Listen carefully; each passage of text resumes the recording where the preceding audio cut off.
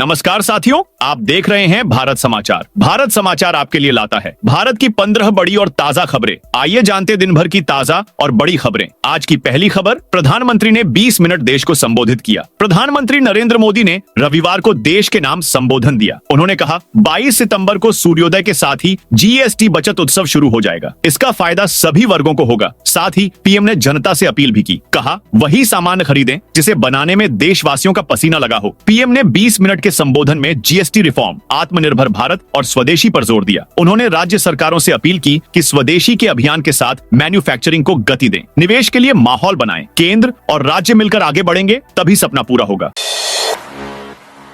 GST की नई दरें आज से लागू। सामान सस्ते होंगे। जरूरत के सामानों पर कल यानी 22 सितंबर से अब केवल 2 स्लैब में जीएसटी लगेगा, 5% या 18%। सरकार ने टैक्स सिस्टम को आसान बनाने के लिए ऐसा किया है। इससे आम जरूरत की चीजें जैसे पनीर, घी और साबुन शैम्पू के साथ ऐसी कार भी सस्ते होंगे। जीएसटी काउंसिल की 56वीं मीटिंग में इस पर फैसला लिया गया था। वित्त मंत्री निर्मला सीतारमण ने 3 सितंबर को इसकी जानकारी दी। इस बदलाव से जुड़ी हर जरूरी जानकारी को 9 सवालों के जवाब में बता रहे हैं। इसके अलावा तंबाकू, पान मसाला, कार्बोनेटेड ड्रिंक और लग्जरी सामान जैसे बड़ी कारें, याट और पर्सनल इस्तेमाल के लिए विमान पर 40% का स्पेशल टैक्स लगेगा। कुछ सामान जैसे छेना, पनीर, रोटी, चपाती, पराठा पर अब कोई टैक्स नहीं लगेगा। तंबाकू को छोड़कर नई दरें सभी सामानों पर कल 22 सितंबर से लागू होंगी। पंजाब में महिलाओं को जल्द मिलेंगे 1100 महीना। पंजाब की महिलाओं को जल्द ही सरकार हर महीने 1100 रुपए दे सकती है। इसके लिए सरकार तैयारी शुरू कर चुकी है और अगले साल मार्च में पेश होने वाले बजट से के बाद इसे शुरू किया जा सकता है। यह बात खुद मुख्यमंत्री भगवंत मान ने एक टीवी इंटरव्यू में कही। उन्होंने कहा कि कई गारंटियां पहले ही पूरी कर दी गई हैं और अब महिलाओं के लिए इस गारंटी पर भी काम शुरू हो गया है। एपी सरकार ये गारंटी पूरी कर दे तो पंजाब में 18 साल से बड़ी उम्र की करीब 75 लाख महिलाओं को हर महीने ये रकम मिल सकती है। मिथुन मनहास बीसीसीआई अध्यक्ष बनने की दौड़ में आगे। मिथुन मनहास भारतीय क्रिकेट कंट्रोल बोर्ड बीसीसीआई के अध्यक्ष बनने की दौड़ में सबसे आगे है। दिल्ली में शनिवार को एक केंद्रीय मंत्री के घर हुई मीटिंग में बीसीसीआई के शीर्ष अधिकारी मौजूद थे। इसमें सभी ने मिथुन के नाम पर सहमति जताई। हालांकि आधिकारिक घोषणा 28 सितंबर को बोर्ड की वार्षिक आम बैठक के बाद ही होगी। मिथुन मनहास ने रविवार को भारतीय क्रिकेट कंट्रोल बोर्ड बीसीसीआई के अध्यक्ष पद के लिए अपना नामांकन दाखिल किया। यह नामांकन मुंबई में बीसीसीआई मुख्यालय में दाखिल किया गया। नामांकन जमा करने की अंतिम तारीख रविवार दोपहर तक थी। अमेरिका बोला H1B की बड़ी फीस एक बार ही लगेगी। अमेरिकी H1B वीजा फीस बढ़ाकर $1 लाख करीब 88 लाख रुपए करने के फैसले पर ट्रंप प्रशासन ने शनिवार देर रात स्पष्टीकरण जारी किया। व्हाइट हाउस की प्रेस सेक्रेटरी कैरोलिन लेविट ने एक्स पर लिखा, बढ़ी हुई फीस सिर्फ वन टाइम है जो एप्लीकेशन देते समय चुकानी होगी। H1B वीजा के लिए पहले औसतन करीब 5 लाख रुपए लगते थे। यह 3 साल के लिए मान्य होता था। इसे दोबारा फीस देकर अगले 3 साल के लिए रिन्यू किया जा सकता था। यानी अमेरिका में 6 साल रहने के लिए H1B वीजा का कुल खर्च 10 लाख रुपए के करीब बैठता था। व्हाइट हाउस ने यह तो कहा कि वीजा एप्लीकेशन के समय 88 लाख रुपए देने होंगे, लेकिन यह साफ नहीं किया कि अगले 3 साल के लिए रिन्यू कराते वक्त भी यह फीस दोबारा लगेगी या नहीं। इनेलो अध्यक्ष चौटाला का दावा इस्तीफे के बाद धनखड़ परेशान थे। हरियाणा में इंडियन नेशनल लोकदल इनेलो के राष्ट्रीय अध्यक्ष अभय सिंह चौटाला ने पूर्व उपराष्ट्रपति जगदीप धनखड़ को लेकर कई खुलासे किए हैं। एक पॉडकास्ट के दौरान अभय ने कहा कि जगदीप धनखड़ साहब उपराष्ट्रपति पद से इस्तीफा देने के बाद से काफी परेशान थे। उनको अंदर ही अंदर घुटन महसूस हो रही थी। एटली की फिल्म से लीक हुआ अल्लू अर्जुन का लुक। सोशल मीडिया पर एक तस्वीर वायरल हो रही है। तस्वीर को लेकर दावा किया जा रहा है कि यह अल्लू अर्जुन की अपकमिंग फिल्म की लीक हुई तस्वीर है, जिसमें वह कथित तौर पर सुपर हीरो के सूट में नजर आ रहे हैं। उनके बाल मैन बन स्टाइल में हैं और पीछे ब्लू बैकग्राउंड दिखाई दे रहा है।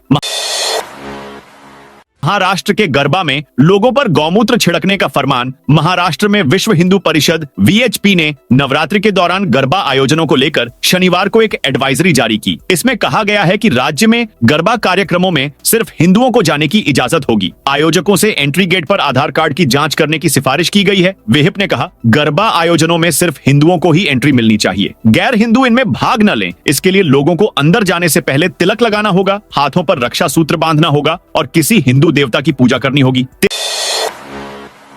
तेलंगाना सीएम ने वास्तु दोष के कारण सचिवालय छोड़ा। इन दिनों तेलंगाना के सबसे युवा मुख्यमंत्री रेवंत रेड्डी 55 साल राज्य सचिवालय की नई बिल्डिंग में नहीं बैठ रहे हैं। सीएम अपने सभी काम बंजारा हिल्स स्थित हाई सिक्योरिटी वाले Telangana police commandant control centre से कर रहे हैं। इसकी वजह सचिवालय की नई बिल्डिंग में मौजूद कुछ वास्तु दोष हैं। रेवंत से जुड़े एक वरिष्ठ अफसर ने भास्कर को बताया कि 650 करोड़ रुपए में बनी इस 7 मंजिला इमारत में सीएम का भव्य दफ्तर है। मंत्रियों, मुख्य सचिवों समेत शीर्ष नौकरशाहों के भी दफ्तर यही हैं। महाराष्ट्र डिप्टी सीएम एकनाथ शिंदे का एक्स अकाउंट हैक हुआ। महाराष्ट्र के उप मुख्यमंत्री एकनाथ शिंदे का एक्स पूर्व में ट्विटर अकाउंट रविवार सुबह हैक कर लिया गया। हैकर्स ने उनके सोशल मीडिया हैंडल से पाकिस्तान और तुर्की के झंडों की तस्वीरें पोस्ट की। शिंदे के कार्यालय के अधिकारियों ने तुरंत साइबर क्राइम पुलिस को सूचना दी। उनकी टीम ने कहा, शिकायत के बाद 30 से 45 मिनट के अंदर अकाउंट का कंट्रोल हमें वापस मिल गया।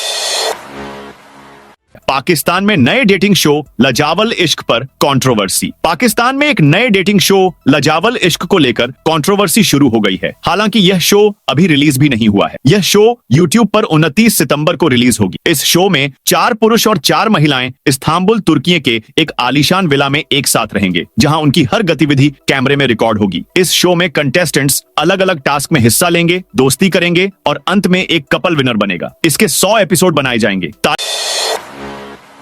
तालिबान ने महिलाओं की लिखी किताबें पढ़ाने पर रोक लगाई। तालिबान सरकार ने अफगानिस्तान में यूनिवर्सिटी से महिलाओं की लिखी गई किताबों को हटाने का आदेश दिया है। इसके साथ ही मानवाधिकार और यौन उत्पीड़न से जुड़ी पढ़ाई को भी गैर कानूनी घोषित कर दिया गया है। तालिबान ने कुल 679 किताबों पर रोक लगाई गई है, जिनमें लगभग 140 किताबें ऐसी हैं जिन्हें महिलाओं ने लिखा है। तालिबान का कहना है कि ये किताबें उनकी नीतियों और शरीयत के खिलाफ हैं।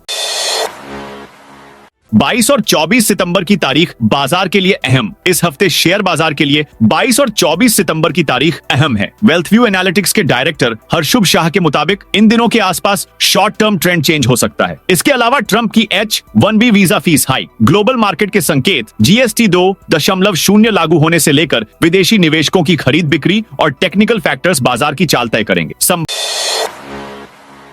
दंगों पर बनेगी मूवी। उदयपुर फाइल्स निर्माता अमित जानी ने ऐलान किया। उदयपुर फाइल्स के निर्माता अमित जानी संभल दंगों पर फिल्म बनाएंगे। रविवार को मीडिया से बातचीत में उन्होंने यह बात कही। उनका कहना है कि संभल में दंगों से जुड़ी फाइलें खोली जाएंगी और यह दिखाया जाएगा कि कैसे 1973, 1976 और 1978 में यहाँ पर दंगे हुए और किस तरह लोगों को बिना कारण मारा गया। जानी ने यह भी कहा कि उनकी फिल्म उदयपुर फाइल्स की तरह अब संभल के दंगों की सच्चाई दुनिया के सामने आएगी।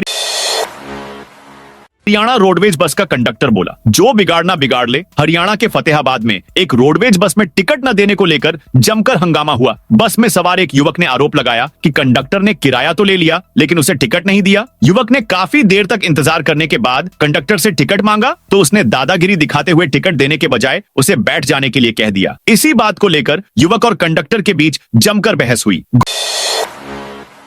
गुरुग्राम में दिल्ली जयपुर हाईवे जाम किया। बॉलीवुड एक्टर फरहान अख्तर की आने वाली फिल्म 120 बहादुर के नाम को लेकर हरियाणा में विवाद गहरा गया है। गुरुग्राम में अहीर समाज ने रविवार को फिल्म का नाम बदलकर 120 वीर अहीर करने की मांग पर महापंचायत की। इसके बाद गुस्साए लोगों ने Delhi Jaipur highway, national highway 44 पर खेड़की दौला टोल टैक्स के पास जाम लगा दिया। सूचना मिलने पर पुलिस अधिकारी मौके पर पहुंचे और उन्हें समझा बुझाकर जाम खुलवाया।